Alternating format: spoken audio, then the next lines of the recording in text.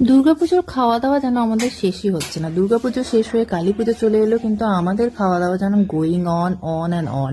পাড়ার বিজয় সম্মেলন খাওয়া দাওয়াটা বাকি ছিল, তো ধনতেরাসের ঠিক আগের দিন আমাদের পাড়ার যে পুজো হয় তার বিজয় সম্মেলন খাওয়া দাওয়া আমরা পৌঁছে গেছিলাম।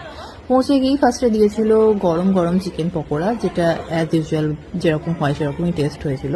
আর এইদিকে সকলে মিলে বসে উনো খেলছে, আর আমিও তাদের সাথে বসে একটা উনো খেলার পর যেটার জন্য আমি এসেছি, মানে যেটা মেন আকর্ষণ, সেটা হচ্ছে খাওয়া দাওয়া। তো খাওয়া দাওয়া ফার্স্টেই চলে এসেছিল ডিমের ডেভিলের ভেতরে একটা পুর ছিল, সেটা মাংসের পুর ছিল, আর হাফ হাফ করে ডিম ছিল, যেরকম ডিমের ডেভিল হয়। কাসুন্দি দিয়ে খেতে মন্দ লাগছিল না।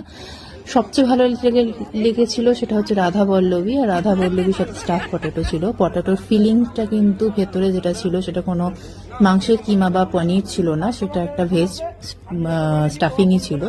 দুর্দান্ত খেতে লাগছিল, দুটো কম্বিনেশনই দুর্দান্ত হয়েছিল।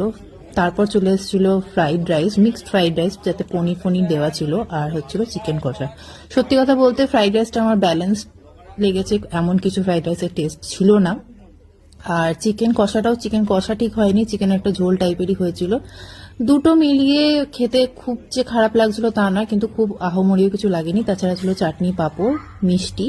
আর হ্যাঁ, চাটনি পাঁপড়টা যদিও খাইনি, কিন্তু মিষ্টিটা খেয়ে আরো কিছুটা ওয়েট গেইন করে বিজয় সম্মেলনী খাওয়া দাওয়া করে বাড়ি ফিরলাম। এই ছিল আমার